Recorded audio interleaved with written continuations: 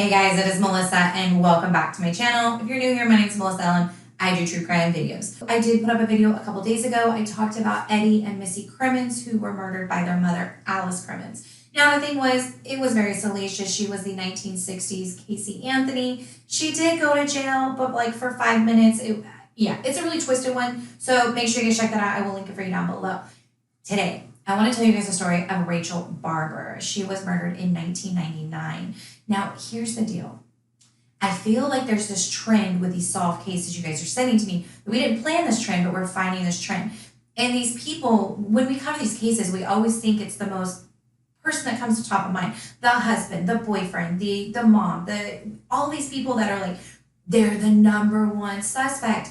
And it ends up being some totally random person that was there all along, but overlooked. And this is definitely one of these cases. So let me tell you guys what happened to Rachel Barber.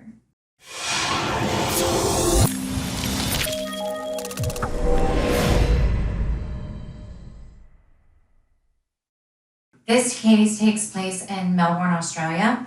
Now, Rachel Barber was born on September 12th of 1983. She literally is right around my age, just a little younger.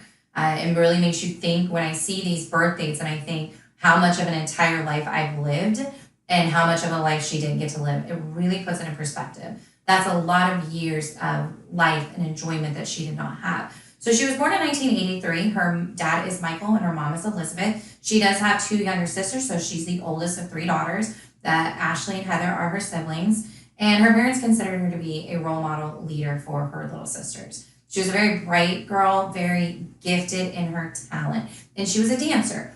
She was a trained dancer. She attended a dance academy. She took ballet classes, and she was a very dedicated, gifted dancer.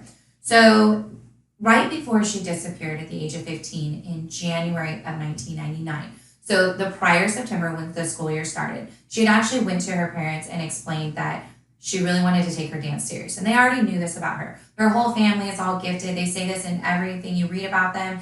There was a photographer, there was an author, there was a creative artist, talent, just amazing people in her family. So this wasn't a surprise to her family. It wasn't like my 15-year-old coming to me saying, I want to drop out of high school and go to a dance academy. This was different for Rachel. She was very tall, she was thin, she was beautiful and talented at her dancing. And they knew that this is where she could really have a future. So she convinces her parents, I don't want to go to regular high school. I want to go to the dance academy. And I'm sure this included some sort of homeschooling or classes at the dance academy. But that is what she started doing in September prior to her going missing in January of 1999. So this happened March 1st of 99. So the typical pattern is that one of the parents, either Michael or Elizabeth, would drive Rachel to the tram station, drop her off. She would go to the dance academy, come back, and one of her parents would pick her up from the tram station. They explained that although she was this bright, lovely, bubbly little girl, she was also still afraid to talk to strangers. This is so common. It reminds me of she's now 21. And when she was 17 and we took her to apply for a job, she was like, I don't want to talk to anyone. And you're like, you got to do it. You just got to walk up to the people and say hi. And so this is where Rachel wasn't like. She didn't like going up to strangers. She didn't like, just talking to people she didn't know. And so her parents were very careful about keeping track of her schedule to make sure that they picked her up. So on this day, she gets up in the morning, everything is great, she gets on her outfit, and she heads off to the tram station. And this morning, Michael, her dad, takes her, drops her off the tram station, everything's fine. She rides to a friend's house, and she ends up meeting up with her boyfriend. His name is Emmanuel Correa, but he does go by Manny. So she meets up with Manny, his brother Dominic, and another friend. They have breakfast, and then they head off to the dance academy at 9:30. Her boyfriend, Manny, she had been dating for about a year. She had met him at the dance academy, and they were very cute in love for being 15 years old, very into each other, and had a really cute, good relationship according to her family. So they head off and they go to the dance academy, and during the day, Rachel is telling her friends, I'm going to get money tonight. I'm going to get money. I'm doing a job. And she's talking about, she'd been telling her parents how she wanted this kitten. She'd already picked out a name for it, and she's going to get this kitten. And then she's also going to buy this pair of shoes. During lunch that day, the way the dance academy is, maybe they don't have lunch there, they leave, and they end up going on this street where the main shopping area is, And they go by this store, it's a specific store, and Rachel knew the store, and she's pointing at these shoes in the window, and she's like, I'm buying these shoes. They're like blue platform wedges or something. And she's excited, like she wants these shoes. And she tells Manny, I'm gonna be able to get them. And he must have said something to her because he's looking at the price. They're almost $100, and he's like, how are you gonna buy those? She's like, yeah, I can't tell you, but like I'm going to do a job tonight, and I'm gonna get paid a lot of money, and I'll be able to buy these shoes. And he's like, okay, what? And she's like, I can't tell you. And of course he like wants to know more. And she's like, no, I promise, it's not a big deal. I'll tell you tomorrow, but I'm not allowed to tell you today what it is. But I'll tell you tomorrow, and then I'll have the money, and everything's gonna be fine. So he's like, okay, that's weird, but like she seemed fine. So okay, I'll just ask her later. They go back to school, everything winds up. It's about 5:30, and they're headed back to the tram station. Manny walks with her for a little bit, and then Manny goes a separate way to head to his own tram, and he said everything's fine. She's excited, happy, she's going to go to the shop, she's going to get money. She walks with some other friends, and they start walking towards their normal tram, and she's like, oh, no, I'm going to go this way. And the friends ask her, like, what's going on? And she's like, oh, no, it's fine. My dad's meeting me. I'm fine. I'm going to take this tram. And they're like, okay, like, that's fine. Go ahead. So she heads off, and she goes to take this other tram, and the friends get on theirs. They leave. Everything's happy, hunky-dory. So Michael, her dad, is at the tram station. He's there at about 6:15, and he's waiting, and he's like, she's not here. Waits a little bit, thinking maybe she got lost, took the wrong tram, got lost tram, whatever. He waits. He ends up driving to his parents' house because his parents' house was closer, and it was only about 10 miles more to get to his house. Stops at his parents' house to use the phone. It's 1999. We don't have cell phones. Which we did in 99, but a lot of people didn't have them. I had a very basic cell phone, and it hardly worked. So he goes to his parents' house, calls, and he's just like, I can't get a hold of, I don't see her anywhere. Has she come home? And Elizabeth is at home with the other children. He's like, no, she's not here. Maybe she got confused. So 5 days a week she goes to school. 2 of those days she gets off on one tram so her mother Elizabeth can pick her up. 3 days she gets off on another tram so her father Michael can pick her up. So she's like, hey, maybe she got her days mixed up and went to the other one. He's like, oh, okay, let me go check. So he goes and checks. You're getting the point. They check. There's no Rachel. And they have no idea what's going on. So Elizabeth at this point is like, this isn't normal for Rachel, but they also know that she's really shy and she wouldn't want to talk to a stranger to ask to use a phone or ask for directions. So maybe she's walking. So they're driving, they're trying to look for her. Elizabeth, her mother, ends up calling Manny, the boyfriend, and asks like, hey, what's going on? He's like, oh, I didn't think she was actually going to do it. And she's like, what are you talking about? That's when he tells her about this job. And she's like, well, what is it? And he's like, yeah, I don't know. She wouldn't tell me. And she's like, I don't understand because Rachel hasn't been applying for jobs recently. So where would this job come from? He's like, I don't know either. And she's very confused because Rachel was very open with him. Obviously, they had a good relationship. This was a child that requested to be removed from regular school to go to dance academy that they allowed. They had a good relationship and they had good trust between them. So they're like, that doesn't make any sense. What is going on? So at that point, she then also calls the friends who let her know that, yeah, no, she went to a different tram and said her dad was picking her up. So at this point, they end up phoning the police. Police, of course, I say of course because this is what we just come to expect. Police are like, yeah, she probably ran away. Don't worry about it. She'll be home. Like, she's probably just running behind. Whatever, the belief is that where she probably is, but they don't really take it seriously at first. The family ends up going, I think it was about 8:45 that night. Michael ends up going to the police station. He's like, no, we want to file a missing persons report. And again, they're just like, yeah, like, I wouldn't really worry. She's a teenager. She probably ran off with her boyfriend. Who knows what happened? So, of course, they're like, no, we've already verified that. That's not what happened. He's looking for her as well. So they're like, yeah, go, just stay at home. She'll probably show up at home. The next morning, they're like, okay, like something's not right. They drove around all night looking for her. They cannot find her. They checked in with every friend. They go back to the police station. And this is the Box Hill Police Department. And they just cannot get anywhere with them. They cannot get through to them.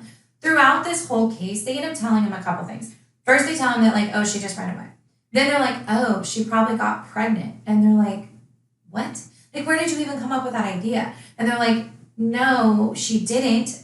We know her, and she would have told us. We're not the kind of family that our daughter would have to worry about that. Not that we would condone it in any way, but our child knows she doesn't have to run away. She would come to us. So then they go to Manny, and the police end up interviewing Manny. Manny has a total alibi, and he's like, she wasn't pregnant, like, at all. Like, that's not what happened. Like, something's not right. She told me this is what she's going to be doing. Police end up saying things like, oh, well, then that's probably why she ran away. She didn't want to tell you either. They end up telling the family that, like, maybe she's hiding under the house. Yeah, maybe she came home, but she's scared to come in and she's hiding under your house. You should check under your house. So freaking random. But they did. They checked. They went under their house. They started canvassing the whole area. They end up going through all of these shops in the area, and they end up going into the store that's holding the shoes. This is how serious Rachel was about the shoes. She put them on hold. And the shopkeeper's like, yeah, she put them on hold. She said she wanted them, but she hasn't come back for them. So they're like, okay, well, if she like wanted these shoes, she would, and even if she ran away, she went and got them. So that's not making sense. They do end up getting some sightings. People said that they saw her. There was one where they thought they saw her with a blonde man. They ended up checking CCTV. It's not her. There was another one where they thought she was with these two girls. Again, they're able to verify it's not her. And it didn't make a lot of sense because if she had ran away, why would she just be so publicly out in public but not come home? So they're like, this isn't her, this isn't her. And they just can't figure out where could she be. And then there's a girl, Allison. This girl, Allison, is the older sister of one of Rachel's friends. And she didn't know that Rachel was missing. She wasn't that close to him. And so she had no idea. And then one day she sees the poster that Rachel is missing. And she sees the date and she's like, I saw Rachel that day. 100% for sure. I ride the number 6 tram that goes to Prawn and further, and she was on that tram because I know she was on it because she's never been on it before, and it was weird that she was there. But she was with a girl.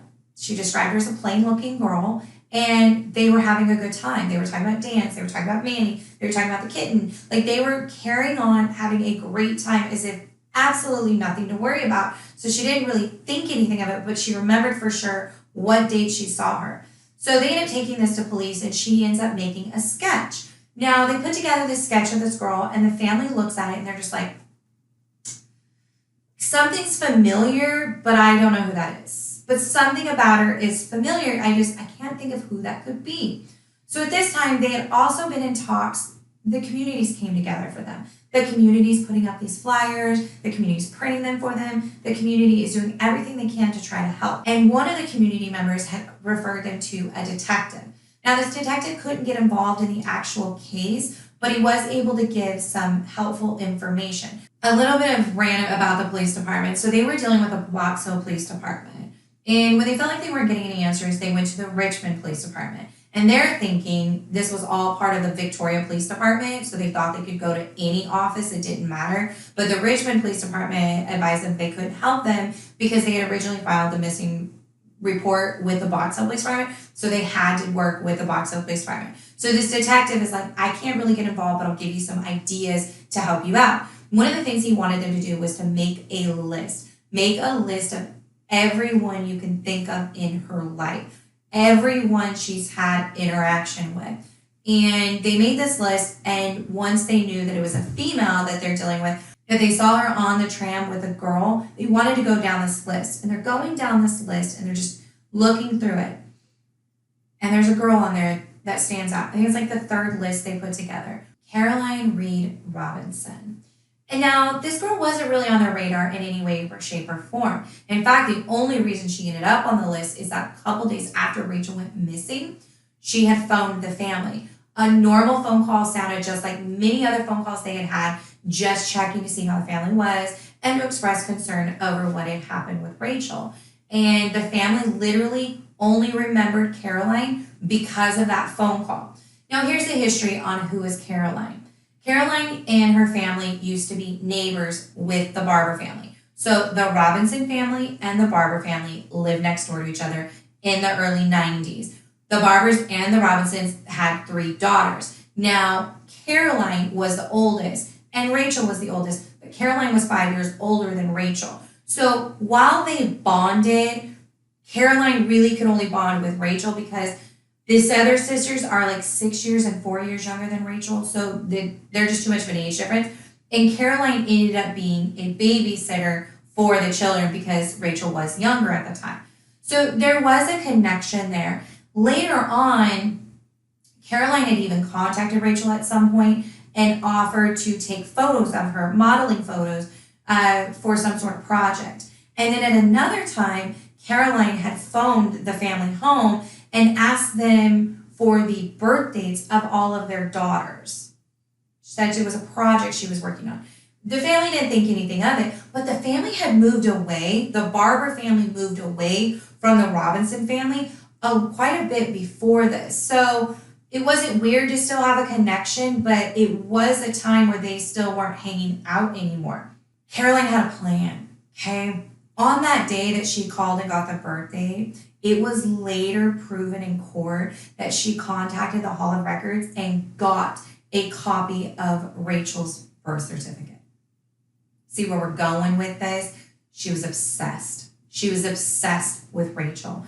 And I get it in when we're young and we're teens and there's the girl who seems to have it all because she just seems to look perfect and has this dancing career. And if you're not feeling as well, you feel like, my hair's curly and hers is straight and I'm frumpy and she's so tall and thin. And I get it, but I do not get this. Getting her birth certificate, taking photos of her, and when it all comes out. Okay, so let me not get too far and let me tell you what happens from here.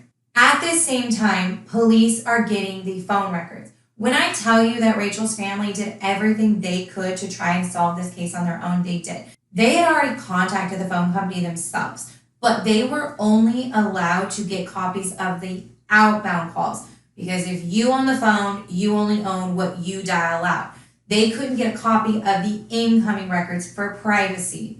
I know, crazy, it's your phone record, but they weren't allowed to know who the phone call coming in was. So they couldn't really do anything. Everything on the outbound calls looked totally fine. But police now have the full records from a warrant. So when they're looking at it, they really wanted to look at the day before she disappeared or the days leading up. And they noticed that on her phone records, the night before, she'd received 2 phone calls. I think one was at 5:15 and one was at 5:30. It seemed like they were talking, the phone disconnected, and then she called right back. But they were on the phone for 45 minutes. Now, Elizabeth, her mom, remembered Rachel being on the phone and just thought it was a normal conversation. She thought she was on the phone with Manny. Everything seemed fine. Nothing was wrong with the conversation. But it lasted for 45 minutes. And when police checked the number, it was Caroline Reed Robinson calling her. So now they're like, she does kind of look like the photo.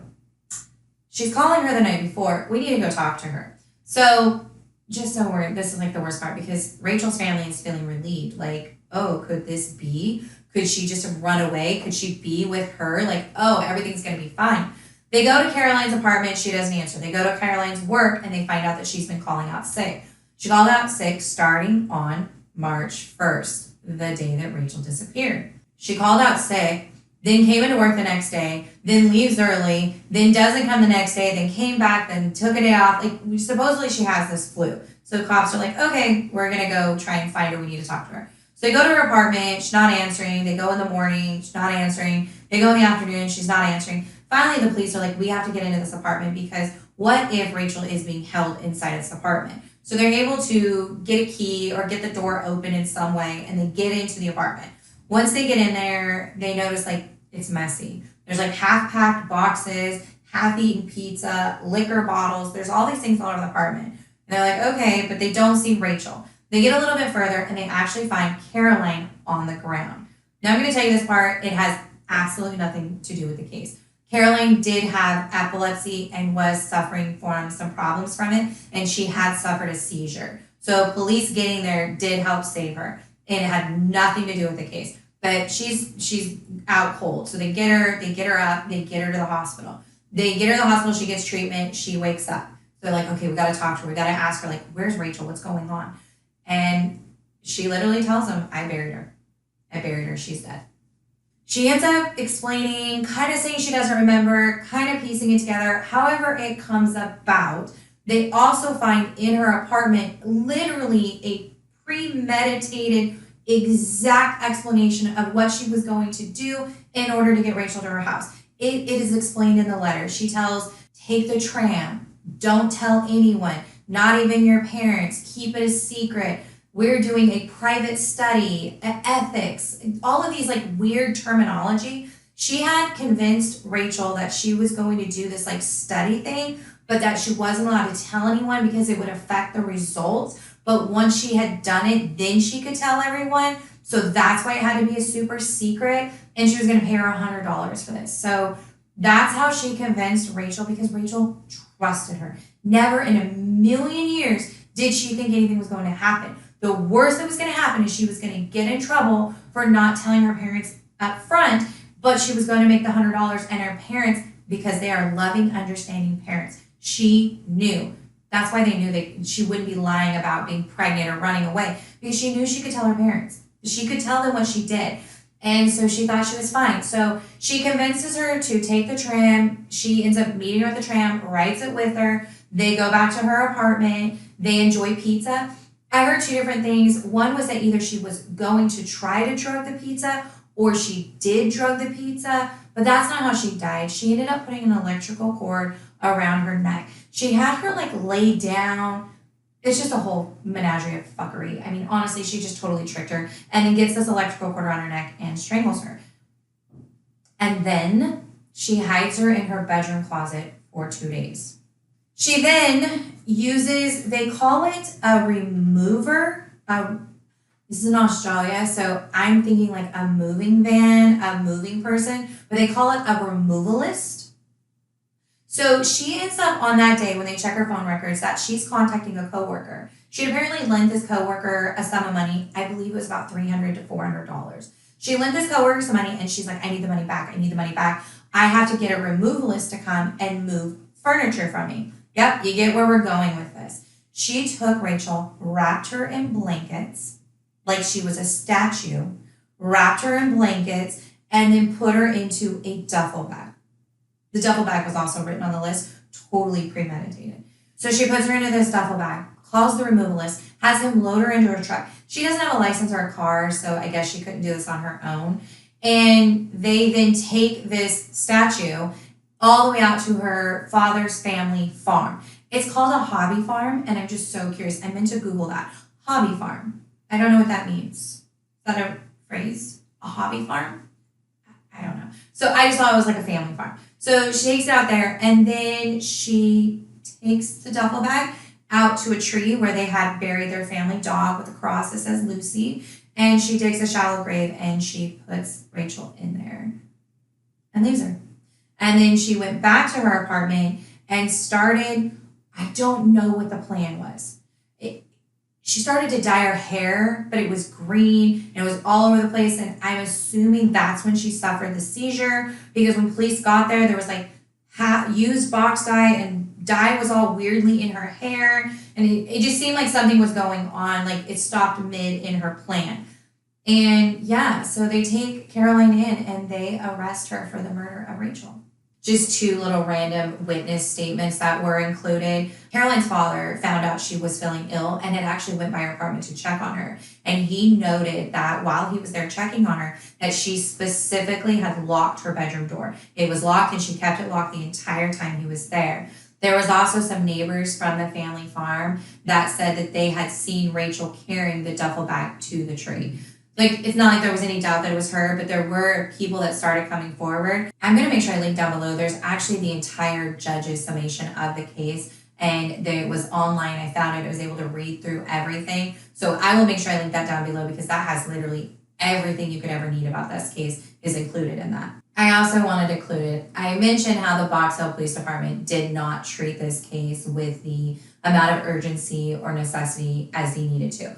But you notice that changed when police got involved. The case was actually taken over by the Missing Persons Unit, and it was featured on Australia's Most Wanted. They did like a mannequin with her, what she was wearing. They did a really good presentation to get some interest into this case. That is what ultimately helped to get this farther, so that they were able to solve it. So some of the things that they found inside of Caroline's apartment. I'm going to put up photos right here of every single thing that there was. But these letters were they must have started at a young age. So these are a girl's private diary that I would never want to put on blast if it weren't the fact that she murdered a girl. You feel bad, okay? She didn't like herself. Her parents divorced. Her father left the family. She suffered from depression. She didn't like herself. She felt that she was ugly. She felt like she wasn't thin enough, these things that girls go through. And that's why it's very important to take care of girls. I mean, boys too, all of them, you have to take care of the young minds. The way they feel about themselves, if you don't interject while they're feeling that way, it's very hard to overcome those feelings as an adult through therapy. It's a lot of work. And if parents were just able to take a moment and pay a little more attention to your kid when they're struggling to help shape their frame of thought, change the way that they're thinking. It's okay to not like yourself some days. And it's okay to think that your body type isn't what you wanted. But it's not okay to not love yourself. There's a difference. And you have to teach your kids to love themselves. I don't know how to explain it anymore than that. It is the most important thing you can do to them.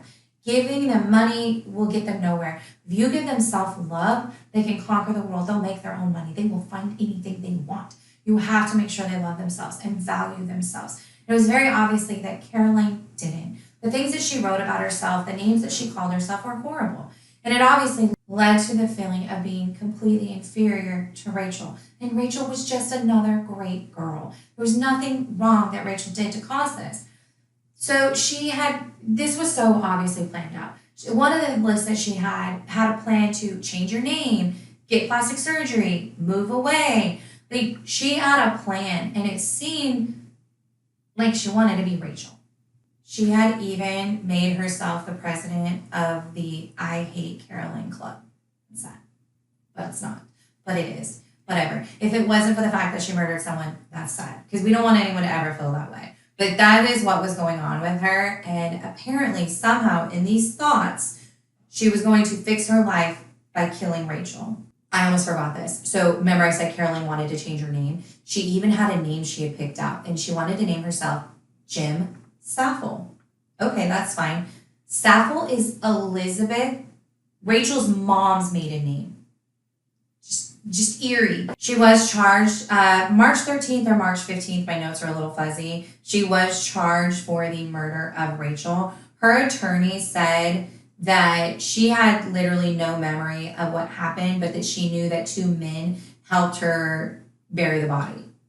Nope, it was just one removalist and you buried the body. She did have trouble when she was originally arrested while she was incarcerated. She did start with a habit of self-harm. She did suffer more seizures. So they also were dealing with the fact that she did have an actual medical condition that needed to be dealt with. And trial drug for a minute, but she did eventually plead guilty and was sentenced to 20 years in prison with no possibility of parole for the first 14 and a half years. October 2014, so 14 and a half years later, she was granted parole. And in January 21st of 2015, she was released. She's out there. Hi, Caroline. There was some really strict, we did this in another case where they do like super strict parole guidelines. I don't know what the ones were in this case, but usually it means like they can only go from work to home. They can't interact with a certain amount of people. Like, they have very, very strict rules. So even though the person's been released, they're really only at home. They're not out in the general public. Those conditions from my research show that they were dropped in 2020. So sometime this year, they should have been released. So she's going to be among the general public from what I could find this year. This literally just happened. Like, my child was born in 2000. This little girl was murdered in 99. This has not been long enough. At all. Like, at all. It is just crazy to me. So Caroline is around my age, okay? I can't imagine having lived my whole teenage life, moved out on my own, murdered someone, go to prison, and be out. No way. I don't understand sentencing, because you can get the same amount of time for like charges that didn't kill someone. Make it make sense to me, because I just don't get it. I don't understand how we have some people that get life for accidental vehicular homicide, and then you have someone who premeditates an entire murder of a teenage girl, kidnaps her, carries it out, disposes of her body, and tries to cover up, and literally barely serves 15 years. I don't understand. should have a TikTok song in my head. I don't understand. I don't understand. That's when I get really angry. So that is the case. Let me see if I had anything more for you guys. I took way too many notes on this case. I think there was one thing that I left out that I wanted to add, so hold on just a second. Oh, there was one random little thing. So the family, remember in the beginning when they were trying to find her, they were out searching on their own. One of the things they did is they went to the Australian Grand Prix, which I'm assuming is a massive event. It looked like it was. So they went there. There's thousands of people, and they were hoping to come across her because if she had run away, maybe she was there. Super weird, like just weird twist. So Caroline was there. She had gotten free tickets at work and was there with some colleagues from work.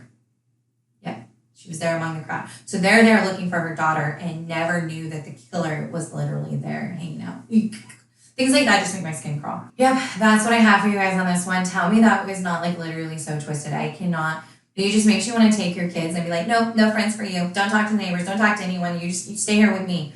But yeah, that is the case of what happened to Rachel Barber.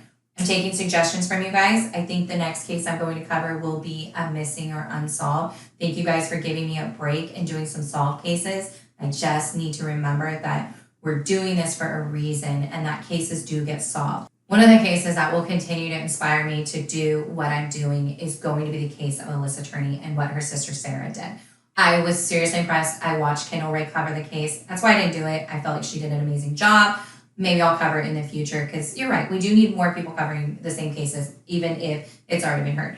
But this case, I remember just watching. And as this case got bigger and bigger and bigger, because Sarah was unwilling to stop fighting for her sister. She was unwilling. She went to YouTube, she went to Twitter, and she went to TikTok, and she went to podcasts. There was no way to stop. And now her father has been arrested for the death of her sister. And we can do things on these channels. We can make a difference. We can push for change. We can push for justice. And we can help find these missing people and solve these unsolved cases. So that's what I'm going to always use. And remember that we're doing this for a reason because it can really help. So that's what I have to say on that. And we will be doing some unsolved again. Cool? That makes sense? All right. Thank you guys so much for being here. I appreciate you from the bottom of my heart. I say this at the end of every one of my videos. Hug your babies and hug your loves. Life is literally precious. Do not take anything for granted. I love you, and I'll see you in my next video. Bye.